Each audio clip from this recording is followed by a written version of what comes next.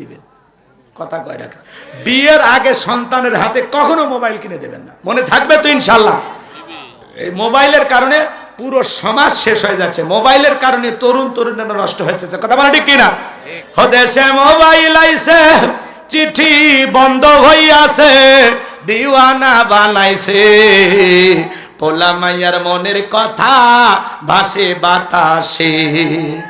ও দেখো পোলা পানের মন বাদা ফেসবুকে এখন, ও দেখো পোলা পানের মন বাদা ফেসবুকে এখন, মোবাইলে চ্যাটিং কইরা কাটায় সারাক্ষণ।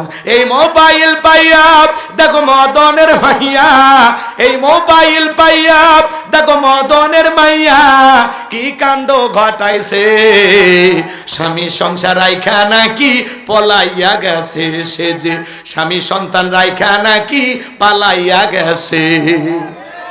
দুই বাচ্চার মা, চার বাচ্চার মা পরকীয়া প্রেম করে আর একটা ছেলের হাত ধরে পালিয়ে যায়। যে নারী সন্তান রেখা স্বামী রেখা আর একটা পর পুরুষের হাত ধরে পালিয়ে যায়, ওটা নারী না, ওটা পাশানি ডাইনি কাল নাগিনী, ওটা বিশ্বাসঘাতক নারী, ওটা নারী জাতির কলঙ্ক কলঙ্ক কলঙ্ক। কেমনে পারলি মা, ও বোন তুমি কেমনে পারলা স্বামী রেখা সন্তান রেখা আর একটা পুরুষের হাত ধরতে? এই স্বামীর কি হবে, এই সন্তানদের ভবিষ্যৎ কি হবে? ও মা তুই না মা জাতি, কেমনে পারলি মা দুইটা তিনটা বাচ্চা রেখে কেমনে পারিস আর একটা ছেলের হাত ধরতে? এত বড় স্বার্থপর বেঈমান কেমনে হলি মা? এই কথা কন। আজকে পরকীয়ার অভিশাপে সমাজটা শেষ হয়ে যাচ্ছে। মাঝে মাঝে দেখেন টাঙ্গাইল থেকে মহিলা বগুড়ে চলে যাচ্ছে, কেন মা? কয়েক গ্রামের বলটু কি করছে, কয় মোবাইলে আমার সাথে প্রেম করেছে। আমরা একাধিকবার স্বামী স্ত্রীর মতো হোটেলে, আমি আর বললাম না, বুঝে নেন তো। এখন কি, আমার পেটে 6 মাস, আমাকে যদি বউ বলে স্বীকৃতি দেয় ভালো, আমি আমার বাচ্চার স্বীকৃতি চাই, না হলে আমি আত্মহত্যা করে মরে যাব। তো মরাই উচিত, কারণ তোদের মতো নারীর কারণে সমাজটা শেষ হচ্ছে। এই কথা কর। নারী কান্নাকাটি করে একেবারে যা বলে মানুষ মনে করে সব দোষ পুরুষের, নারীর কোনো দোষই নাই, মনে হয় ফিটার খায়। একটা নারী যদি চিন্তা করে পুরুষকে পাত্তা দেব না, পুরুষের নানা দাদা মরে যাবি জায়গা, কাজ হবে না, কথা কর। সমস্যা তো নারীতে। একটু যদি খালি যুবক রোমান্টিক দুই একটা ডায়লগ দেয়, আকাশ বাতাস সাক্ষী আমি তোমার তুমি আমার, মায়ের দুধের কসম বউ তোমাকেই বানাবো, শেষ, আর কাবির নামা লাগবি না। এ কথা কয় না কে? রাগ করেন? সব দোষ কি নারীর? এক হাতেই তালি বাজে, পুরুষের দোষ নাই। এই ছেলে যুবক তোমাকে বলছি, তোমার স্ত্রীর সাথে যদি কেউ পরকীয়া প্রেম করে মাইনে নিবা? অনেকে কথা বলে না, ভালোবাসা শেয়ার করবেন নাকি? আপনাদের মন অবশ্য বড় নাকি? আপনার বইয়ের সাথে কেউ পরকীয়া প্রেম করলে মানবেন? আপনার বোনের সাথে? জোরে কর। মায়ের সাথে? ফুপু খালা? তাহলে তুমি যার সাথে পরকীয়া প্রেম করো, এই ছেলে শোনো যুবক, তুমি যেই নারীর সাথে সম্পর্ক করো স্বামী সন্তান থাকা অবস্থায়, ওই নারী তো কারো না কারো স্ত্রী, কারো না কারো মা, কারো না কারো মেয়ে, কারো না কারো ফুফু, কারো না কারো খালা। এই নির্লজ্জ বেহায়া অসভ্য ছেলে কেমনে পারো, কেমনে পারো তুমি? একটা নারীর স্বামী আছে, সন্তান আছে, সেই দিকে নজর দিতে কেমনে পারো? কত মহিলা আছে, কত মহিলা আছে স্বামী পরিত্যক্তা, দুইটা তিনটা বাচ্চা, অভাব অনাটন নাই কেউ দেখার, যা না হাল ধর যা, দুই তিনটা বাচ্চার দায়িত্ব নেই, মহিলারও দায়িত্ব নেই, আল্লাহ খুশি হবে। কত অভাবগ্রস্ত পরিবার আছে, দুঃখী অসহায়, মেয়েটার বিবাহ দিতে পারে না, যা না ছেলে যা, ওই মেয়েটারে বিয়ে কর, আল্লাহ খুশি হবে। তুমি কি পরকীয়া প্রেম করো? অন্য মানুষের বউ, তোর রুচিতে সমস্যা, তোর মাথায় কুত। রাগ করেন কি ভাই? কথা খারাপ হচ্ছে, ঠিক আছে না? ভালো মানুষ হয়ে যা বাবা, তোরা ভালো মানুষ হয়ে যা। সময় গেলে এগুলো দেখতে খারাপ লাগে। কোন ছেলে আজ পর্যন্ত কোন মেয়ের বাড়িতে গেল না যে অমুকের আমি বিয়ে করব, কোন ছেলে যায় না। তোরা আসিস কেন? এই মহিলারা তোমরা আসো কেন? এই জন্য মাকে বলতেছি, বোনদের বলতেছি, নিজেকে সস্তা বানায় না। বিবাহের আগে বৈধ সম্পর্ক স্থাপন না হওয়া পর্যন্ত, কাবিন নামা না হওয়া পর্যন্ত, কবুল না করা পর্যন্ত, মহরানা পরিশোধ না করা পর্যন্ত টাচ করতে দেবেন না। নিজের একটু দাম বাড়ান, কমাইন না। আপনাদের মর্যাদা অনেক উঁচুতে মা, অনেক উঁচুতে। আপনারা ফাতেমা খাদিজার উত্তরসূরি মা, কথা কন। নিজের সস্তা বানায় না মা, বেপরদায় চলো না, পর্দা করো। অকরনা ফি বুয়ুতিকুন্না ওয়ালা তাবাররাজনা তাবাররুজাল জাহিলিয়াতিল উলা। নারীরা তোমরা ঘরের ভিতরে অবস্থান করো, খবরদার জাহিলিয়াতের যুগের মেয়েদের মতো নোংরা অশ্লীল পোশাক পরে নিজের দেহকে প্রদর্শন করো না। নারীরা পর্দায় থাকলে নিরাপদ থাকবে। পর্দা নারী সিকিউরিটি দেবে। পর্দাশীল নারীর উপরে আল্লাহর রহমত নাজিল হয়। যে নারী ঢিলা ঢালা বোরকা পরে হাত মুজা পা মুজা লাগায়া রাস্তাতে হেঁটে যায়, মনের অজান্তে শ্রদ্ধা সম্মানে মাথাটা নত হয়ে আসে। আল্লাহ আমার মা বোনদের হেদায়েত দান করেন। কোন সম্ভ্রান্ত ভদ্র ফ্যামিলির মেয়ে বোরকা ছাড়া বাহিরে যেতে পারে না। আপনি স্বামী, আপনার দায়িত্ব আপনার বউকে খাস পর্দা করানো। আপনার বাবা হিসেবে দায়িত্ব আপনার মেয়েটাকে পর্দা করানো। কথা কয় খালি ঠিক এই প্যান্ডেল পর্যন্ত যেন না থাকে। কাল থেকে সিদ্ধান্ত নেবে, বউ এক পা এই বাড়ির থেকে ওই বাড়িতে গেলেও বোরকা পরে যাওয়া লাগবে। কথা কন। আপনাদের মধ্যে ভেদাল আছে। জোড়া তালি দাও, বন্ধু বান্ধব নিয়ে এসে বলে, এই টুনটুনি জান কই তুমি? এই যে আমার বন্ধু রুবেল এসেছে, একটু আসো না, চা নিয়ে আসো, বিস্কিট নিয়ে আসো। দোস্ত বস, তোর ভাবি দেখছিস? মাশাআল্লাহ একটা বউ পাইছি দোস্ত, আজকে দেখবি। এই আবার গান নজর দিস না। কত বড় বদমাইশ, বউরে দেখাবে আবার এগুলো কয়। ভাবিরে নজর দিবি না, ভাবিরে নজর দিবে না। আমার এলাকায় একজন বন্ধু, খুব বন্ধু বিশ্বাস করে, কইছে দোস্ত আমি খুব ব্যস্ত, এই পরাটাটা তোর ভাবিক দিবি। পরাটার মধ্যে আস্তে করে ঘুমের ট্যাবলেট দিছে, শেষ। আমি আর বাকিটা বললাম না, ওইটা ইতিহাস। এই সমাজ গেছে কোন জায়গায়, কেমনি বুঝাবো আপনার? আপনার বন্ধুকে আপনি আবার বউ দেখাচ্ছেন, আর জায়েজ আছে? এই কথা কর না কেন? একটা খাবারের টেবিল, আপনি বসছেন, আপনার শ্বশুর, আপনার শালা, আপনার বন্ধু, আপনার বউ খাবার পরিবেশন করতেছে। আপনার শ্বশুর তাকাচ্ছে, এটা তার মেয়ে, মানে তার মা। মেয়েকে মানুষ মা কয়ে ডাক দেয় না? আমার মেয়ে আছে, আমার দুইটা মেয়েকে আমি মা কয়ে ডাক দিই, আম্মা কয়ে ডাক দিই, সবসময় মা কয়ে ডাক দিই। শোনেন কথা, শোনেন। শ্বশুর তাকাচ্ছে, এটা কে? তার মেয়ে, মা। ভাই তাকাচ্ছে, এটা তার বোন, মায়ের পেটের বোন। আপনি তাকাচ্ছেন, এটা আপনার জীবন সঙ্গিনী, আপনার ঘুম পাড়ার ঔষধ। কথা কন। আর আপনার বন্ধু তাকাচ্ছে, দোস্ত তো জিনিসটা ভালোই পাচ্ছে। তাহলে মূল সমস্যা কার? আপনার। মূল সমস্যা কার? বইয়ের দোষ দিয়ে লাভ নাই। মেয়ে মানুষ, পুরুষ দেখলেই ভুলে যায়, ঝামেলা আছে। আপনি বাড়িতে পুরুষ নিয়ে যান কেন? দোষ আপনার। এই পৃথিবী তো এমন ইতিহাস হয়েছে, চাকরের সাথে বাড়ির মালিক ভেঙে গেছে, হয়নি? আপনার লজ্জা হবি কবে? কে এই ওয়াজগুলো কি খুব খারাপ হয়েছে ভাই? জীবনে আর দাওয়াত দিন না, রাগ করেন না বাজান, চলেন না সামনের দিকে যায়। কথা মনে আছেন না ভুলে গেছেন? তাহলে যুবক, উল্টা পাল্টা মোবাইল, ওই যে গানটা গাইছিলাম, আর এক লাইন আছে, গাবো না? ওটা না বলাই ভালো।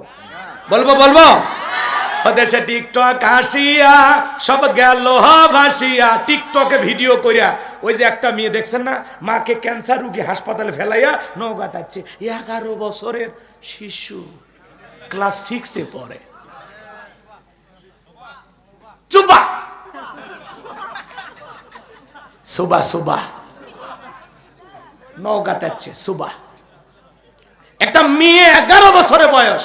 ওই জন্য আমি আমার বহুত অজে বুঝি, ক্লাস 6-এ পড়ে, মেয়ের বালিশের নিতে 7টা সিম কার্ড, 7টা BTCA মানুষ করছে কে মা, এলে তো বোঝা যাচ্ছে না, এলে অ্যাঙ্গেলে মার দিছি, টিতে টিটু, বিতে বাদল, এমতে মামুন, এসতে সুমন, কি কায়দায় মার দিছে। সকাল থেকে সুমন কল দেয়, ঢোকে না ঢোকে না ঢোকে না ঢোকেই না। সন্ধ্যের পরে লাইন পাইছে, তখন বলে কি শোনা, আমি সারাদিন তোমার সাথে কথা না বলে এই তো নিঃশ্বাস বের হয়ে যাচ্ছিল, তুমি আমার অক্সিজেন বাঁচাইছো। ছেলেরা খুব পারদর্শী, বুঝছেন। শোনেন, তখন মেয়ে বলতেছে, বলে ভাত দাও তোমার ডায়লগ, সকাল থেকে এখন পর্যন্ত আব্বা ছিল, ওই জন্য তোমার সাথে কথা বলতে পারিনি। কিন্তু ওই মফিজ জানেই না ওর সিরিয়াল নাম্বার 7, জানেই না। এই হলো সমাজের অবস্থা বাজা। ক্লাস 5-এর ছাত্র বলতেছে ওটা আমার, কি জামানা, ক্লাস 5-এ কইছে ওটা আমার আমার। তাহলে এই ছোট ছোট বাচ্চাদের করবেনটা কি?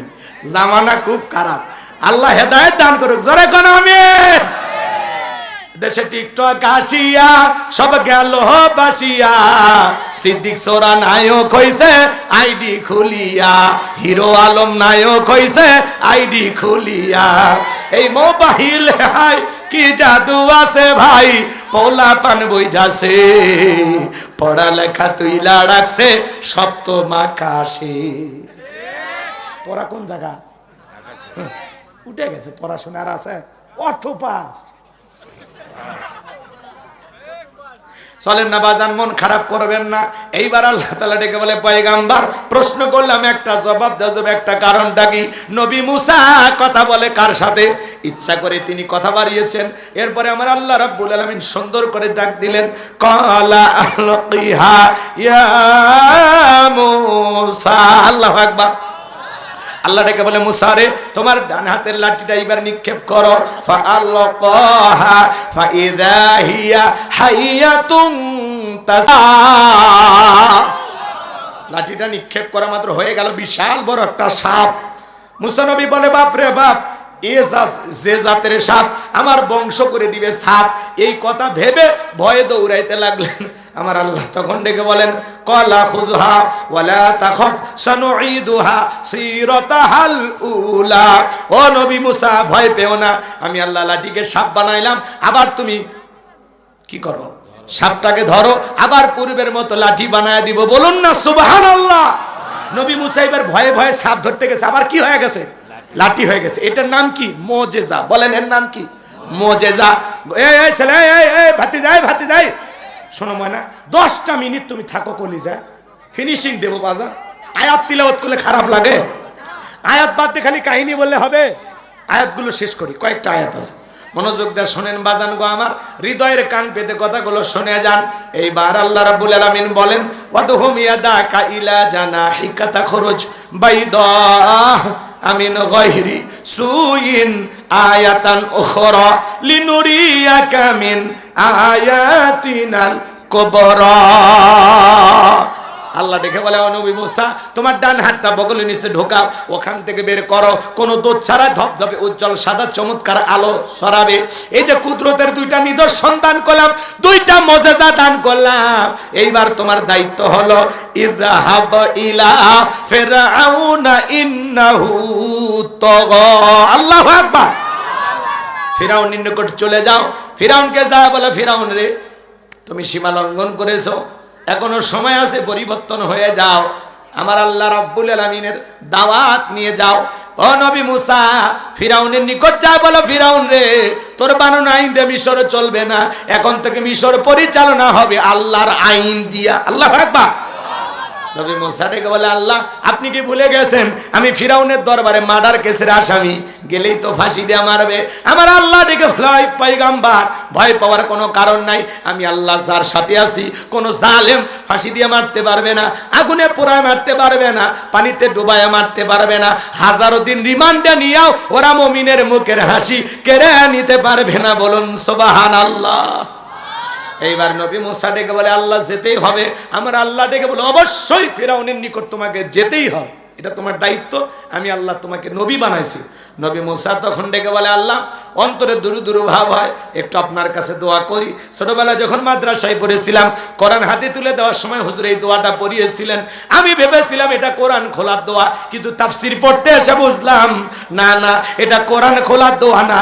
নবী মুসা আলাইহিস সালাম যখন জালেম ফিরাউনের নিকট দাওয়াত দিতে গেছিলেন, সেই সময় আল্লাহ তাআলার কাছে দোয়া করে বলেছিলেন, ক্বালা রাব্বিশরাহ লি সাদরি ওয়া ইয়াসসির লি আমরি ওয়াহলুল উকদাতাম মিন লিসানি ইয়াফকাহু কওলি ওয়াজআলনি ওয়াজিরাম মিন আহলি হারুনা আখি। আল্লাহু আকবার। ডেকে বলেন, হ্যাঁ আমার রব, আমার বক্ষকে প্রশস্ত করে দাও, আমার কাজকে সহজ করে দাও, জিহ্বার জড়তাকে দূর করে দাও, যাতে সহজেই মানুষ আমার কথা বুঝতে পারে। আর আমার পরিবারের মধ্য থেকে আমার ভাই হারুনকেও আপনি নবী বানায়া দেন। চিৎকার মেরে বলুন আল্লাহু আকবার। আমার আল্লাহ ডেকে বলে, পয়গাম্বার দোয়া মঞ্জুর করা হলো, তোমার ভাই হারুনকে আমি আল্লাহ নবী বানায়া দিলাম। এইবার দুইজন মিলে ফিরাউনের নিকট চলে যাও। নবী মুসা আলাইহিস সালাম তখন তার ভাই হারুন আলাইহিস সালামকে সঙ্গে নিয়ে ফিরাউনের নিকট চলে আসলেন এবং ঘোষণা করলেন, ওয়াকালা মুসা ইয়া ফিরআউনু ইন্নী রাসূলুম মির রাব্বিল আলামিন। নবী মুসা আলাইহিস সালাম ডেকে বলেন, হে ফিরাউন, আমি বিশ্বের রবের পাঠানো একজন রাসূল, সত্য আল্লাহর ব্যাপারে সত্য ছাড়া অন্য কিছু বলবো না, বিদায় বনি ইসরাইলদেরকে মুক্ত করে আমার সঙ্গে যেতে দাও। ফিরাউন তখন ডেকে বলে, সত্যি যদি তোমার কাছে স্পষ্ট দলিল বা প্রমাণ কোনো কিছু থাকে সেটা আমার সামনে উপস্থাপন করো। ক্বালা ইন কুনতা জিতা বিআয়াতিন ফাতি বিহা ইন কুনতা মিনাস সাদিকিন। তুমি যে নবী, কি প্রমাণ আছে বাবা দেখাও। নবী মুসা আলাইহিস সালামের প্রমাণ দেখতে চায়। যদি তুমি তোমার দাবিতে সত্যবাদী হও, উপস্থাপন করো, কি প্রমাণ আছে। নবী মুসা আলাইহিস সালামের কয়টা প্রমাণ আছে? দুইটা। লাঠি ফেলাইলেন, হয়ে গেল সাপ। বগলের নিচে থেকে হাত বের করলেন, কি সুন্দর জ্যোতিময় আলো, সূর্যের আলোর মতো ঝলমল করে। সুবহানাল্লাহ বলেন। এই দুইটা দৃশ্য দেখার পরে ফিরাউনের এমপি মন্ত্রী যত ছিল সবাই ডেকে বলে, ইন্না হাযা লাসাহিরুন আলীম। ছেলেটা মস্ত বড় জাদুকর। এমপি মন্ত্রীরা কি কয়? জাদুকর।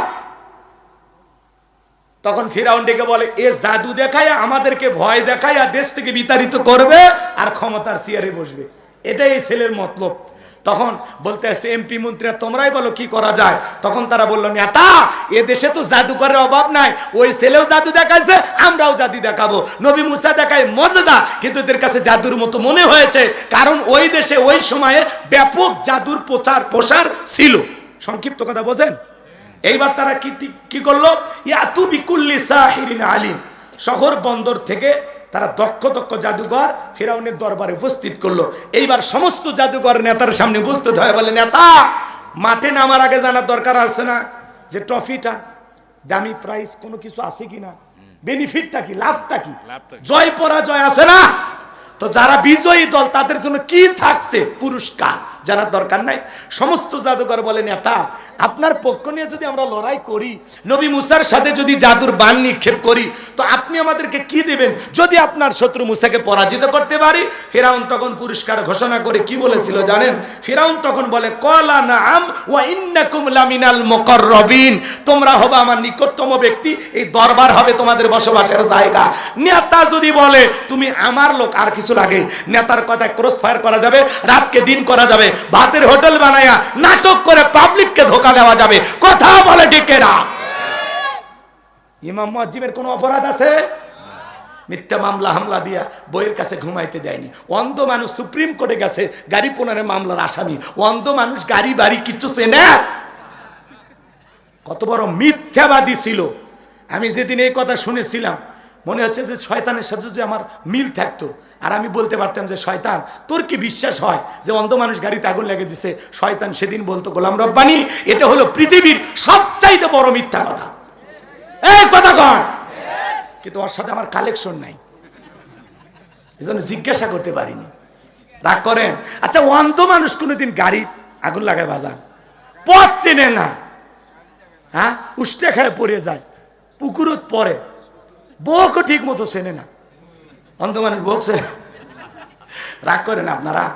এগুলো হলো মিথ্যা। কোনো আলেম দর্শনকারী হতে পারে না। কোনো এক মানুষ শহীদি কাফেলার নিবেদিত সৈনিক হওয়ার কারণে 15টা 20টা 50টা 100টা মামলা দিয়ে কি এখন আবার বলে আমার নামে মিথ্যা মামলা দেওয়া হচ্ছে। ও এর আগে যে আপনারা দিয়েছিলেন সব সত্য মামলা না? মামলা দেখছেন কি সারা দেশে যে পরিমাণে মামলা হচ্ছে, ভয়ে আপনার কি মনে হয় উনি আসবে? এই জন্য বলতেছি যারা আছেন ভাই এদেশে চুপচাপ থাকেন, মিলেমিশে থাকেন, তওবা করে ভালো হয়ে যান, ঝামেলা করেন না। কথা কম। যারা গেছে গেছে, আপনারা যারা আছেন একটু পরিবর্তন হন। খামাক আপনি ডাইরেক্ট কোন আমি দিন বদলাছে হুজুর ভুলে গেছি যে মা সন্তান ফেলায় গেছে, ওই মায়ের মহব্বত থেকে লাভ নেই। কথা চলেন না বাজান, সামনের দিকে যায়, মন খারাপ করবেন না। আমি যে কথা বলতে চাচ্ছিলাম গভীর মনোযোগ দিয়ে শোনেন। এইবার বলতেছে নেতা ঠিক আছে আপনি থাকেন আমি যাই। যারা রাস্তাঘাটে জাদুর খেলা দেখায় ওরা যদি রাজপ্রাসাদ থাকে আর কিছু লাগে? এইবার বিশাল জাদুর খেলা দেখানোর আঞ্জাম, চতুর্দিক দিয়ে গ্যালারি দর্শক উপস্থিত। এটা হলো সেমিফাইনাল, এরপরে ফাইনাল খেলা, তারপরে বিদায়। আপনাদের শোনেন আমার ভাইয়েরা, শুনে যান।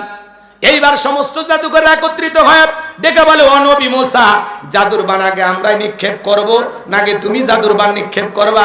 নবী মুসা আলাইহিস সালাম ডেকে বলে ওস্তাদের মার শেষ রাতে আগে তোমরাই জাদুর বান নিক্ষেপ করো। তখন তারা ডেকে বলে ও নবী মুসা ঠিক আছে একটু অপেক্ষা করো। এইবার তারা কি করলেন বাজান গো আমার, সমস্ত জাদুকররা জাদুর বান নিক্ষেপ করলো। জাদুর তন্ত্র মন্ত্র নিক্ষেপ করতে করতে করতে করতে ওদের চালান পাতি শেষ। কি চালান পাতি শেষ। এইবার ডেকে বলে ও নবী মুসা, জাদুর বানে এইবার তুমি নিক্ষেপ করো। এইবার আল্লাহ তাআলা ওহির মাধ্যমে নবী মুসা আলাইহিস সালামকে সুন্দর করে জানায়া দিলেন, ও নবী মুসা তোমার হাতে যে লাঠিটা আছে সুন্দর করে লাঠিটা ফেলায়া দাও। নবী মুসা আলাইহিস সালাম আল্লাহ তাআলার অর্ডার পাইয়া হাতের লাঠিটা যখন নিক্ষেপ করলেন, হয়ে গেল বিশাল বড় একটা সাপ। এই বিশাল বড় সাপ দেখে ফিরাউনের যত অনুসারী ছিল সমস্ত অনুসারীরা মাথা নষ্ট হয়ে গেছে। তখন তারা বলতেছে যে এটা কি দেখলাম? নবী মুসা আলাইহিস সালাম যে শোনেন লাঠি ফেলা মাত্রই সাপের ঠোঁটটা নিচুতে, ওপরের ঠোঁটটা 80 ফিট উঁচুতে, এক নিঃশ্বাসে জাদুর সমস্ত বান খায়। ডেকে বলে ফেরাউন আরো কি আছে? এই দৃশ্য দেখে ফেরাউনের পিছনের রাস্তা দিয়া গরম হাওয়া বের হয়ে গেছে। আর জাদুকররা এদিকে খেয়াল করেন, বুঝতে পেরেছে নবী মুসা আলাইহিস সালাম যেটা দেখাছে এটা জাদু না, এটা জাদুর দাদু। আল্লাহু আকবার কর।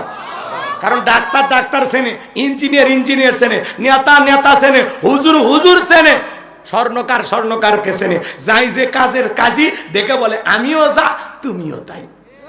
তো জাদুকররা বুঝতে পেরেছে নবী মুসা যেটা দেখাচ্ছে এটা জাদু না, এটা আল্লাহর কুদরতি শক্তি।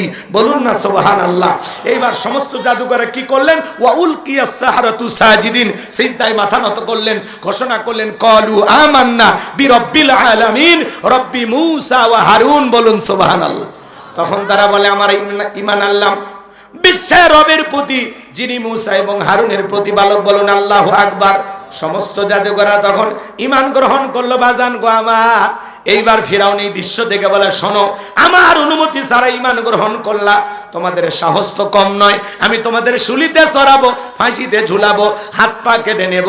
ঈমানদার ডেকে বলে তোর মতো জালেমের পক্ষে থাকে বাঁচার চাইতে ঈমান গ্রহণ করে মরাই ভালো। বলুন সুবহানাল্লাহ। মানুষ দলে দলে কালেমা পড়ে মুসলমান হন, অনেক লম্বা ঘটনা। এইবার চলেন ফাইনাল খেলা। নবী মুসা আলাইহিস সালাম এবং তার উম্মতদেরকে ফিরাউন 3 দিক দিয়ে আক্রমণ করেছেন। বাজার নবী মুসা আলাইহিস সালামের উম্মতেরা দৌড়াইতে লোহিত সাগরের একেবারে নিকটবর্তী চলে গেছে। এইবার ডেকে বলে ও নবী মুসা, হয় দরিয়ার পানিতে ডুবে মরা লাগবে আর না হয় জালেমদের হাতে মরা লাগবে। নবী মুসা আলাইহিস সালাম ডেকে বলে এখানে শুধু আমরাই নাই, আমাদের সাথে আরেকজন আছেন। তিনি কে? আল্লাহ ডেকে বলে পয়গাম্বার। ওই হাতের লাঠিটা দিয়া শুনিয়ে দিলেন ও নবী মুসা, তুমি তোমার জনপদের লোকজন নিয়ে সুন্দর করে দরিয়া পার হয়ে যাও। নবী মুসা আলাইহিস সালাম তার অনুসারী উম্মতদেরকে নিয়ে আল্লাহ তৈরি করা ভিআইপি রাস্তা দিয়ে দরিয়া পার হয়ে গেলেন। এইবার ফিরাউন তার সাঙ্গ ক্যাডার মাস্তান সবাইকে সঙ্গে নিয়ে এসে বলে এই রাস্তা দিয়ে চলে গেছে, সবাই ওঠো। ফিরাউন মনে করছে বাপের তৈরি করা রাস্তা, একই রাস্তা, ইমানদারদের জন্য নিরাপদ আর জালেমদের জন্য গজব। শোনেন শোনেন শোনেন, ওই রাস্তায় উঠে যখন ওরা দরিয়ার মধ্যবর্তী স্থানে চলে সে আল্লাহর প্রতি ঈমান আনলাম, ওয়ানা মিনাল মুসলিমিন, আল্লাহ আমি মুসলমান হয়ে গেছি, আর সুবাস না, আর সুবাইও না। ফেরাউন কি নাটক করেছে মরার আগে, এজন্য দেখবেন শেষ সময় যারা নাটক করে বুঝবেন ভেজাল আছে, কথা কয় নাটক দেখেননি, হ্যাঁ ভেজাল আছে। উনি নিজে দোয়া করছিল, আল্লাহ